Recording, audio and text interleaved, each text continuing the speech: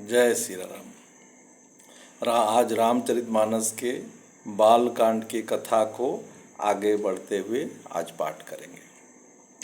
श्री रामचंद्र कृपालु भजु मन हरण भव भव दारुणम नव कंज लोचन कंज मुख कर कंज पद कंजारुणम। नारद कर में काह बिगारा भवनु मोर जिन बसत उजारा। अस उपदेशु उमहि जिन दीना बोरे बरही लागी तपुकीना। तुलसीदास जी बालकांड में कहते हैं, मैंने नारद का क्या बिगाड़ा था जिन्होंने मेरा बसता हुआ घर उजाड़ दिया और जिन्होंने पार्वती को ऐसा उपदेश दिया कि जिससे उसने बावले करके लिए तप किया। आज शिव विवाह का प्रसंग है। साचे हूँ उनके मोहन माया उदासीन धनु धाम न जाया।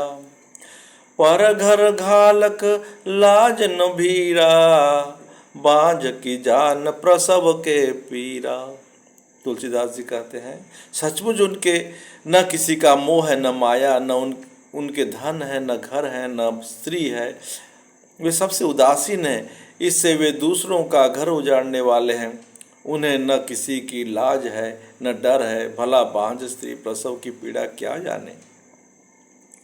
जननी ही बिकल बिलो की भवानी बोली जुत विवेक मृदुबानी। अस विचारी सोचहि मति माता सो न टरई जो रचई विधाता। तुलसीदास जी बालकांड में कहते हैं, माता को केवल विकल देखकर पार्वती जी विवेक युक्त कोमल वाणी बोली, हे माता, जो विधाता रच देते हैं वो टलता नहीं। ऐसा विचार कर तुम सोच मत करो। कर्म लिखा जो बाहर नाहू तो कत दोष लगा वही काहू।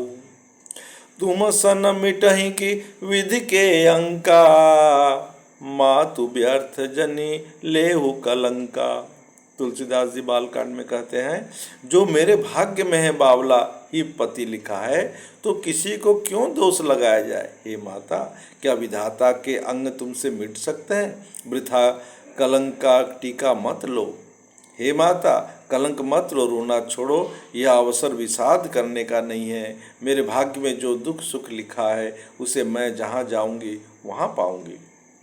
पार्वती जी के ऐसे विनय भरे कोमल वचन सुनकर सारी स्त्रियां सोच करने लगी। भांति भांति से विधाता को दोष देकर आंखों से आंसू बहाने लगी। ते ही अवसर नारद सहित अरु ऋषि सप्त समेत समाचार सुनि तुहि नगिरी गवने तुरत निकेत। तुलसीदास जी कहते हैं, इस समाचार को सुनते ही हिमाचल उसी समय नारद जी और सप्त ऋषियों का साथ लेकर अपने घर गए। तब नारद सबहि समुझावा पूरब कथा प्रसंग सुनावा। मयना सत्य सुनहु मम बानी जगदम्बा तब सुता भवानी। तब नारद जी ने पूर्व जन्म की कथा सुनाकर सबको समझाया और कहा कि हे मैना, तुम मेरी सच्ची बात सुनो। तुम्हारी यह लड़की साक्षात जगत जननी भवानी है। अजा अनादि शक्ति अविनाशिनी सदा शंभु अर्धंग निवासिनी।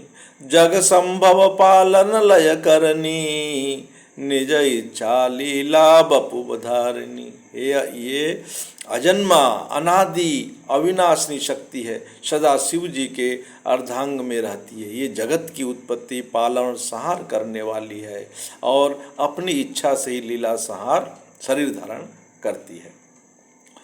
जनमी प्रथम दक्ष गृह जाई नामू सती सुंदर तनु पाई। तहु सती शंकर ही विवाही कथा प्रसिद्ध सकल जग माही। पहले ये दक्ष के घर जाकर जन्मी थी, तब इनका सती नाम था। बहुत सुंदर शरीर पाया था। वहाँ भी सती शंकर जी से ही ब्याही गई थी। यह कथा सारे जगत में प्रसिद्ध है। एक बार आवत शिव संगा, देखऊ रघु कुलल कमल पतंगा। भयउ मोहु शिव कहा न किन्ना, भ्रमवश बेसु सिय कर लिन्ना। एक बार इन्होंने शिव जी के साथ आते हुए राह में रघुनाथ जी की कमल के सूर्य श्री रामचंद्र जी को देखा, तब इन्हें मोह हो गया और इन्होंने शिव जी का कहना ना मानकर भ्रमवश सीता जी का वेश धारण कर लिया। सती जी ने जो सीता का वेश धारण किया, उसी अपराध के कारण शंकर जी ने उनको त्याग दिया। फिर शिव जी ने वियोग में ये अपने पिता के यज्ञ जाकर वहीं योगा प्रिय से भस्म हो गई। अब इन्होंने तुम्हारे घर जन्म लेकर अपने पति के लिए कठिन तप किया है, ऐसा जानकर संदेह छोड़ दो। पार्वती जी तो सदा ही शिव जी के लिए प्रिय अर्धांगिनी है। सुनि नारद के वचन तब सब कर मिटा विषाद, छन मोहु व्यापौ सकल पुर घर घर यह संवाद। तब नारद के वचन सुनकर सबका विषाद मिट गया और क्षण भर में ये समाचार सारे नगर घर घर में फैल गया। तब मयना हिमवंतु आनंदे, पुनि पुनि पार्वती पद वंदे। नारी पुरुष शिशु जुबा सयाने, नगर लोक सब अति हर्षाने। अर्थात जब मैना और हिमवान आनंद में मग्न हो गए और उन्होंने बार बार पार्वती के चरणों की वंदना की, स्त्री पुरुष बालक युवा और वृद्ध नगर के सभी लोग बहुत प्रसन्न हुए। लगे होन पुर मंगल गाना, सजे सबही हाटक घट नाना। भांति अनेक भई जेव नारा, सूप शास्त्र जस कछु व्यवहारा। तुलसीदास जी बालकांड में कहते हैं, नगर में मंगल गीत गाए जाने लगे और सबने भांति भांति के सुवर्ण के कलश सजाए। पाक शास्त्र में जैसी रीति है उनके अनुसार अनेक भांति की प्योनार हुई, रसोई बनी। सो जेव नार की जाई बखानी, बसई भवन जही मातु भवानी। सादर बोले सकल बराती, विष्णु विरंच देव सब जाति। तुलसीदास जी कहते हैं, जिस घर में स्वयं माता भवानी रहती हो, वहाँ के जीवन और भोजन सामग्री का क्या वर्णन कैसे किया जा सकता है। हिमाचल ने आदरपूर्वक सब बारातियों को विष्णु ब्रह्मा और सब जाति के देवताओं को बुलाया। विविध पांति बैठी जेव नारा, लागे परसनु निपुण सुआरा। नारी वृंद सुर जयवत जानी, लगी देन गारी मृदुबानी। भोजन करने वाले को बहुत सी पतंगे बैठी, चतुर रसोइये परोसने लगे। स्त्रियों की मंडलियां देवताओं को भोजन करते जानकर कोमल वाणी से गालियां देने लगी। सब सुंदर स्त्रियां मीठे स्वर में गालियां देने लगी और व्यंग भरे वचन सुनाने लगी।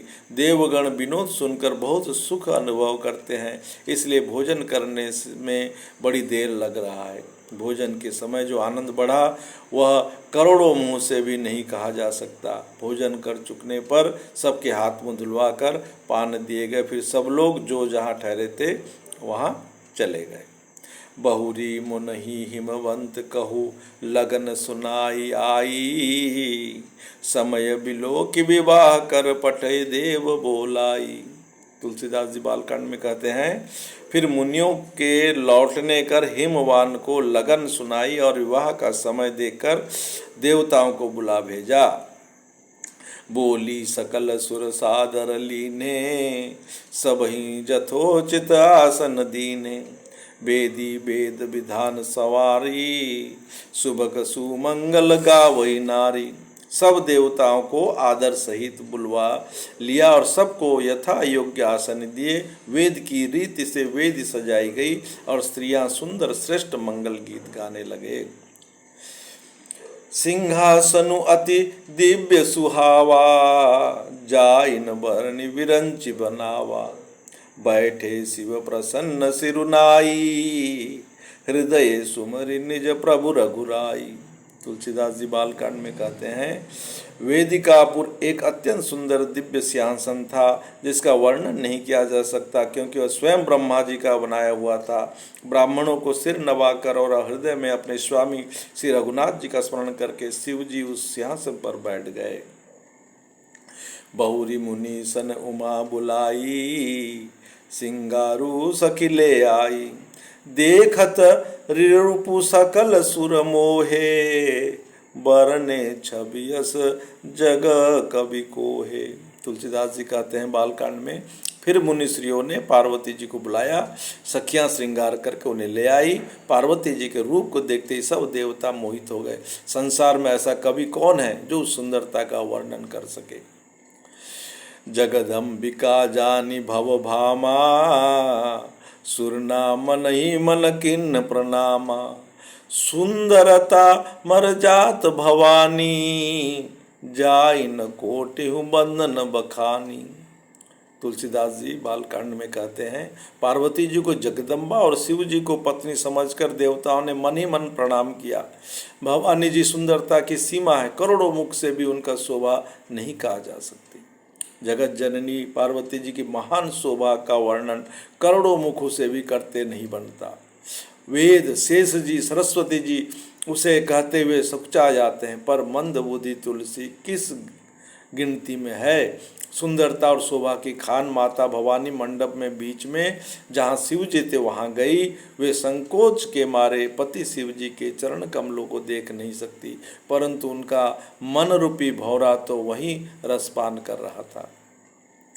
मुनि अनुशासन गणपति पूजेहु शंभु भवानी, को सुनी संशय करे जनी सुर आनदि जिए जानी।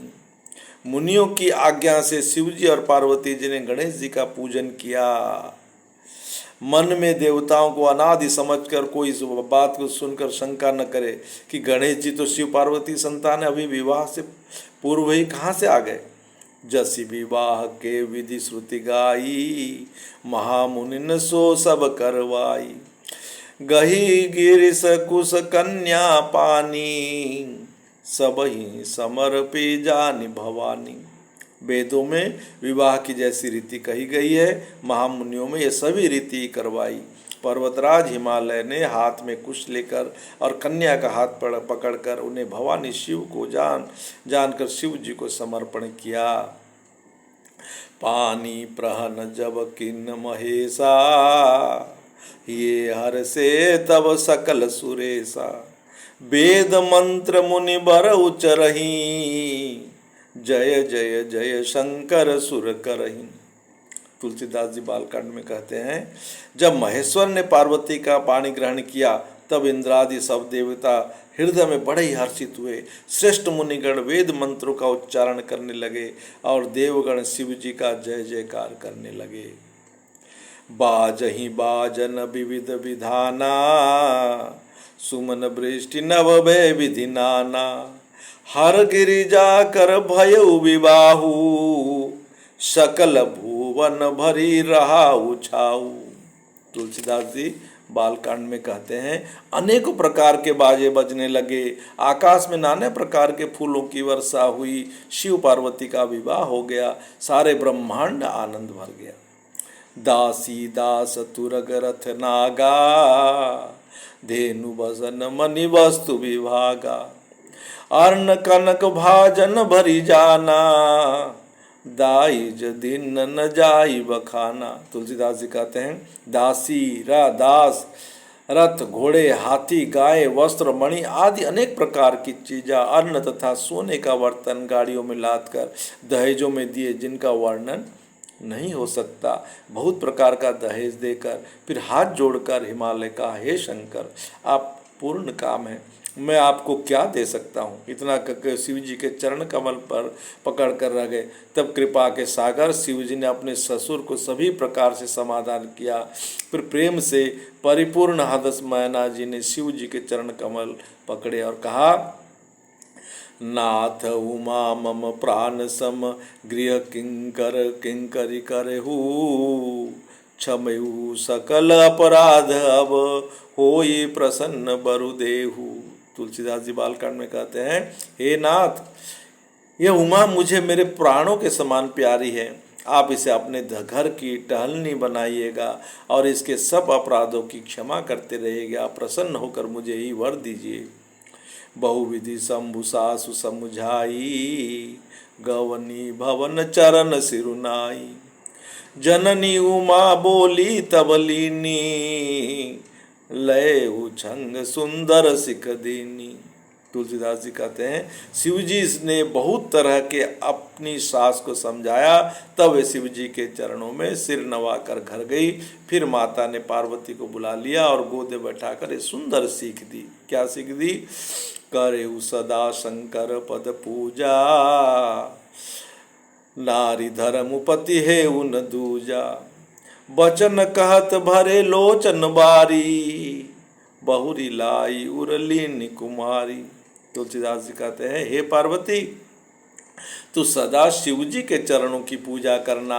नारियों का यही धर्म है, उनके लिए पति ही देवता है और कोई देवता नहीं है। इस प्रकार बातें कहते कहते उनकी आंखों में आंसू भर आए और उन्होंने कन्या के छाती को चिमटा दिया। कत विधि सूजी नारी जग माही, पराधीन सपने सुख नाई। भय अति प्रेम विकल महतारी, धीरज किन्न कुसमय विचारी। तुलसीदास जी कहते हैं बालकांड में, फिर बोले कि विधाता ने जगत में स्त्री जाति को क्यों पैदा किया? पराधीन को सपने में भी सुख नहीं मिलता। यूँ कहती हुई माता प्रेम में अत्यंत विकल हो गई, परंतु कुसमय जानकर, दुख करने का अवसर न जानकर उन्हें धीरज धरा। पुनि पुनि मिलति परति गई चरना, परम प्रेम कुछ जाय न बरना। सब नारी न मिली भेंट भवानी, जाई जननी उर पुनि लपटानी।